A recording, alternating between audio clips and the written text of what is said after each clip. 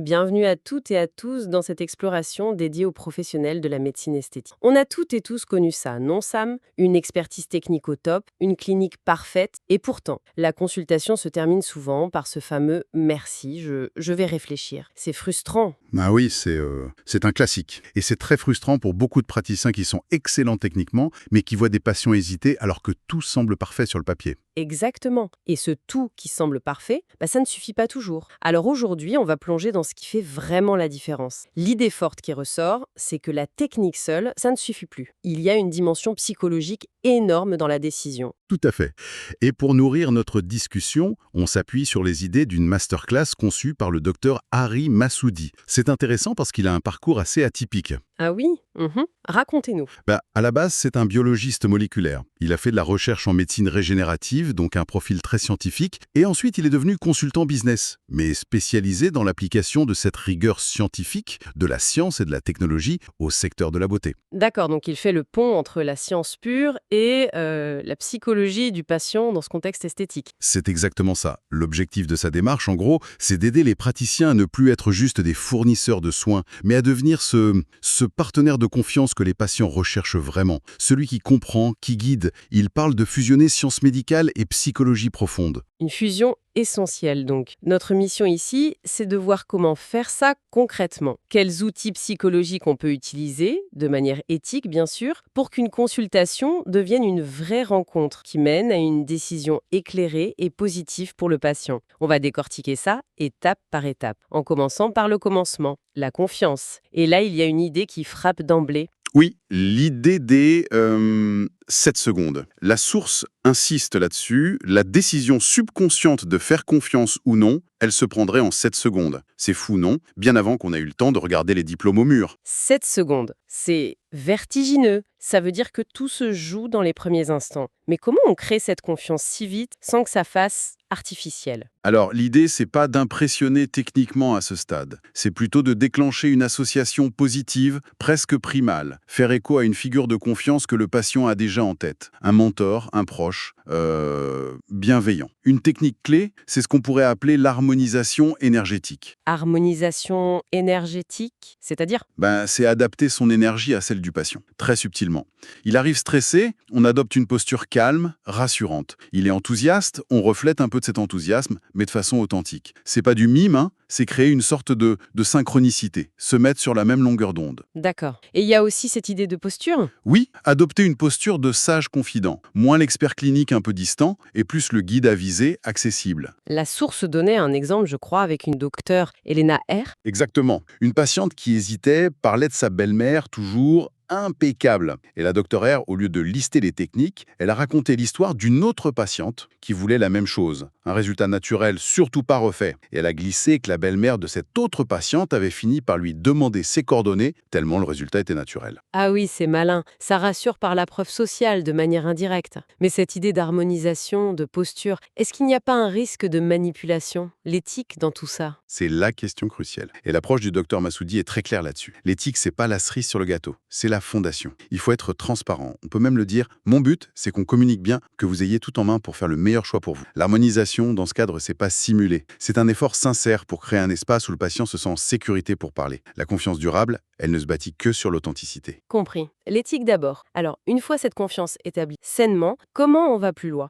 On a dit que les patients n'achètent pas la technique. Exactement. Ils achètent une émotion, une transformation, une image d'eux-mêmes. La confiance retrouvée, les compliments futurs, le soulagement. Le job du praticien, c'est de traduire le jargon technique en ressenti, en expérience désirable. Et comment on fait ça sans survendre, sans faire de promesses en l'air? La clé, c'est le langage sensoriel. Utiliser des mots qui évoquent des images, des sensations. Au lieu de dire « ça réduit les rides », on peut dire « imaginez un peu, vous vous voyez dans le miroir un matin, la lumière est belle, et votre peau semble juste plus lisse, plus fraîche, sans ces petites ombres qui vous gênent là. Comment ça vous ferait sentir pour démarrer la journée ?» Ah oui, ça parle beaucoup plus. On aide le patient à visualiser un bénéfice réaliste, mais surtout à ressentir l'émotion qui va avec. C'est ça. On ne promet pas la jeunesse éternelle, on ancre le bénéfice dans une réalité émotionnelle positive. Et pour aller encore plus loin, connecter ça à leur motivation profonde. La source D parle de puiser dans les émotions passées. Oui, mais toujours avec tact et éthique, bien sûr. Et l'idée, c'est de relier l'objectif esthétique à des moments où la personne s'est sentie particulièrement bien dans sa peau, forte, confiante. On peut explorer doucement,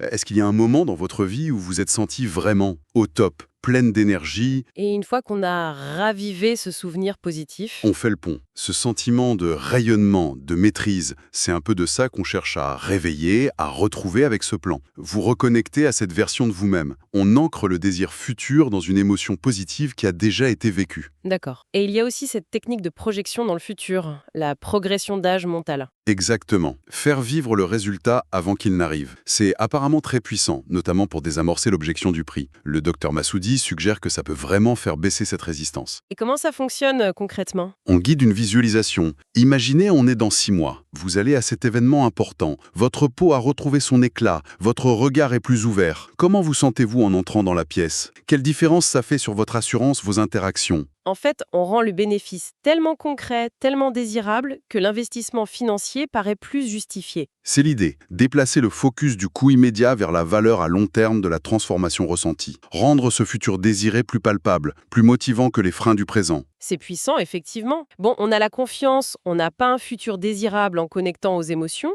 mais la consultation, c'est aussi beaucoup d'infos. Comment on évite que le patient soit noyé et surtout comment on l'aide à passer à l'action après. Oui, le fameux tsunami informationnel. Le cerveau sature vite. Technique, options, prix, effets secondaires. La clé ici, c'est de guider l'attention, aider le patient à se concentrer sur ce qui compte vraiment pour lui. Et comment on fait ça concrètement? Par exemple, si la question du prix arrive trop tôt, on valide, mais on pivote. On va regarder l'investissement précis, bien sûr. Mais juste avant, assurons-nous qu'on est bien d'accord sur le résultat visé, sur ce que ça changerait vraiment pour vous. Parce qu'au fond, c'est ce sentiment-là qui restera bien après qu'on ait oublié les chiffres. On recadre sur la valeur émotionnelle. On amplifie le positif, on relativise le technique ou l'anxiogène. Exactement. Et le rythme de la discussion joue aussi. La source parle de maîtriser le temps perçu. Ah oui, c'est-à-dire? C'est subtil. On peut accélérer un peu, être plus dynamique sur les explications techniques standards, pour montrer que se maîtriser est routinier. Et puis, au contraire, ralentir, faire des pauses, prendre un ton plus posé quand on parle des bénéfices émotionnels, du ressenti. Ça donne du poids à l'essentiel. Ça crée une impression d'écoute et d'espace pour le patient sur ce qui compte vraiment pour lui. Une sorte de chorégraphie de la conversation. Et l'après-consultation alors? Parce que la décision, elle se prend souvent après coup. C'est là qu'intervient l'activation